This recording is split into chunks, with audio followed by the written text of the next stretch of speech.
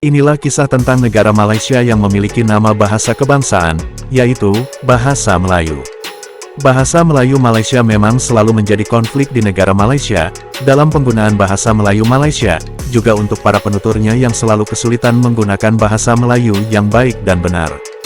Sampai-sampai membandingkan bahasa Melayu dengan bahasa Inggris, yang menjadi bahasa resmi di negara Amerika Serikat, juga di negara-negara lainnya. Tentu saja tidak sebanding. Mengapa negara Amerika memakai bahasa resminya bahasa Inggris, bukan bahasa yang ada di negara Amerika, atau bahasa suku-suku yang ada di negara Amerika?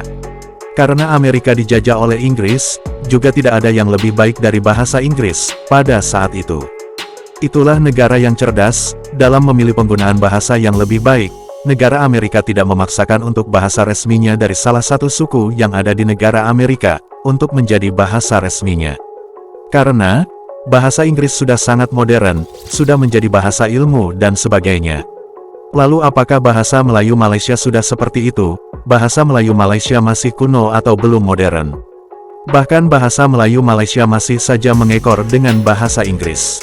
Contohnya, dalam pelafalan huruf-hurufnya yang menggunakan bahasa Inggris, begitupun untuk sistem ejaannya, yang menggunakan bahasa Inggris, bukan dengan menggunakan bahasa Melayu. Disitulah yang membuat kebingungan, dan akhirnya menjadi konflik dalam penggunaan bahasa Melayu di Malaysia. Bahasa Melayu Malaysia tidak bisa berinovasi dengan menciptakan kosakata bahasa yang baru, begitupun dengan istilah-istilah kata yang lainnya, yang tidak menggunakan istilah kata bahasa Melayu di negara Malaysia. Bukan dengan menjiplak dari bahasa Inggris. Akan tetapi, nama bahasa tetap dinamakan bahasa Melayu, itulah yang menjadi pertentangan dalam penggunaan nama bahasa dan penggunaannya. Maka dari itu ada yang menginginkan, lebih baik dinamakan bahasa Malaysia saja, untuk seluruh rakyat Malaysia, karena di dalam bahasa itu, sudah tidak lagi murni menggunakan bahasa Melayu, juga untuk istilah-istilah kata untuk penyebutannya tidak menggunakan istilah dari bahasa Melayu. Akan tetapi, tetap saja kaum Melayu Malaysia tidak berpikir sampai ke tingkat itu. Mereka tetap saja dengan egonya sendiri, yang sangat egois itu, tidak melihat keadaan bahasa Melayu di negara Malaysia saat ini. Mereka tetap dengan mimpi dan halusinasinya, untuk kembali ke zaman kerajaan yang dahulu menggunakan bahasa Melayu, yang dijadikan bahasa perdagangan pada saat itu.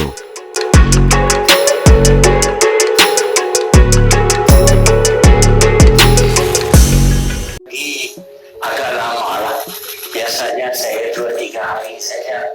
Tapi kali ini, saya ingat saya nak pergi cuti lah, nak berehat.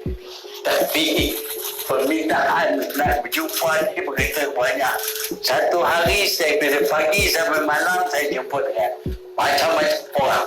Penonton ada, orang Melayu di Cardiff ada, orang di Sarajevo, sampai tak berhenti pagi sampai malam ada saja event. Dia orang masih lagi anggap Malaysia sebagai negara contoh. Itu pandangan mereka. Dan mereka sebut juga dulu, bukan sekarang lah. Negara contoh sudah tak jadi negara contoh.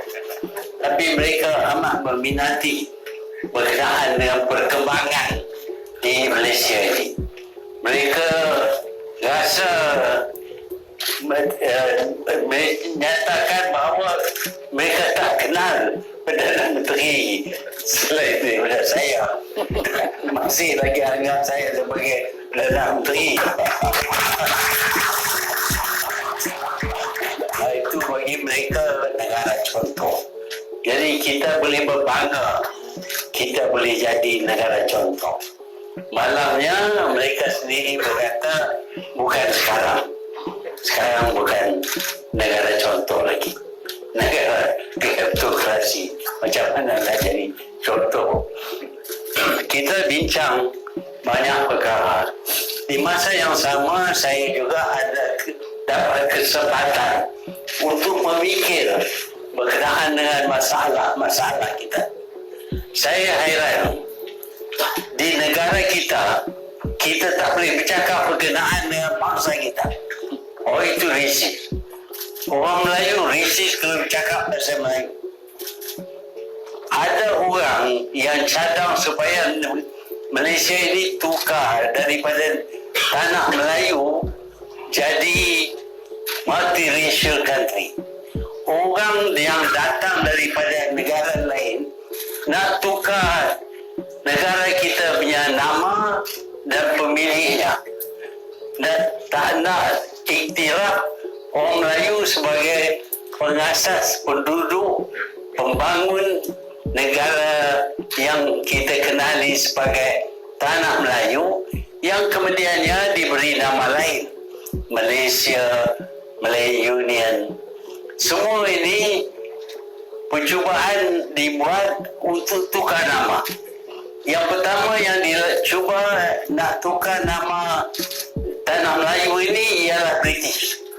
British cadang nak rampas negeri-negeri Melayu, nak buang raja-raja, dan mereka akan diri sebuah Malay Union yang terbuka kepada semua orang, seperti mereka lakukan di Singapura dan juga di Pulau Pinang.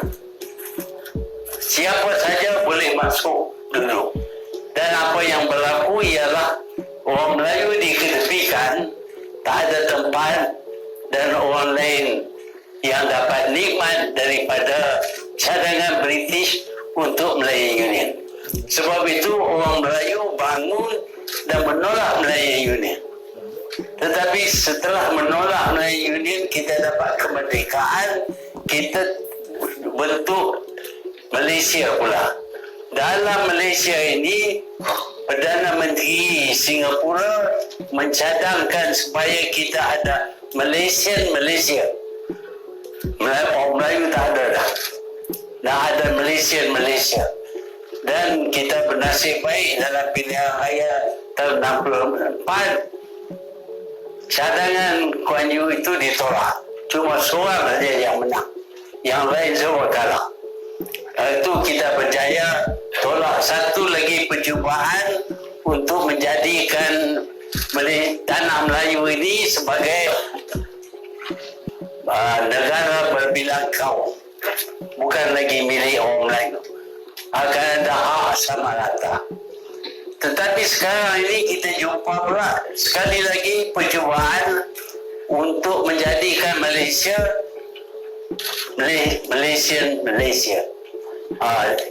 multiracial country. Dan demikianlah angkupnya mereka yang datang sini. Kita jadikan mereka warga negara, tetapi warga negara yang datang ini nak tuntut supaya nama negara kita ditukar, dijadikan multiracial country. Ini tak pernah berlaku. Banyak orang berhijrah daripada satu negara ke negara yang lain. Apabila mereka pergi ke negara yang lain, mereka terima negara yang lain itu dan pemiliknya, dan mereka meniru hidup seperti orang di negara yang mereka pilih.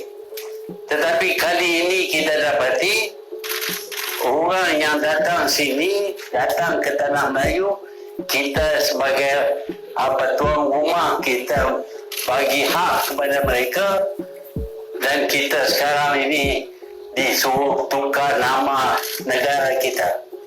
Dan kalau kita bercakap menentang, itu racist.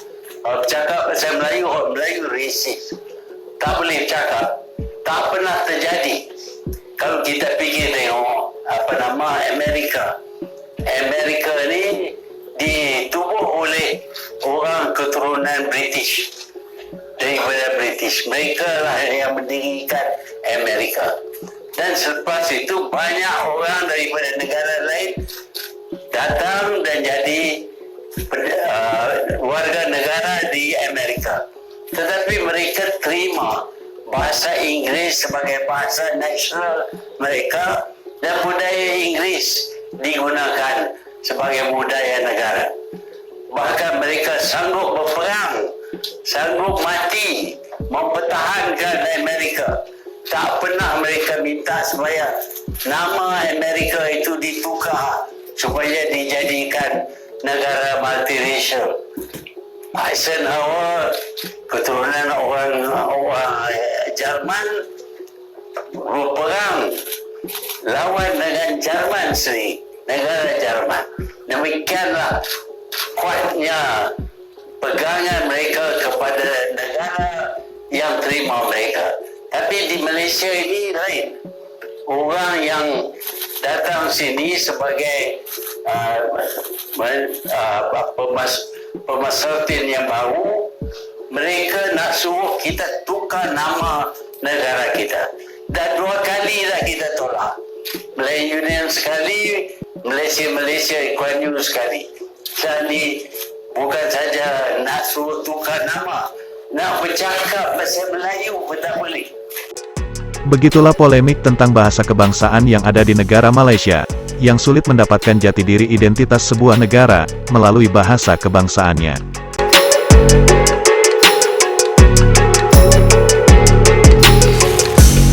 Cukup sekian pembahasan dari kami, terima kasih, sampai jumpa lagi.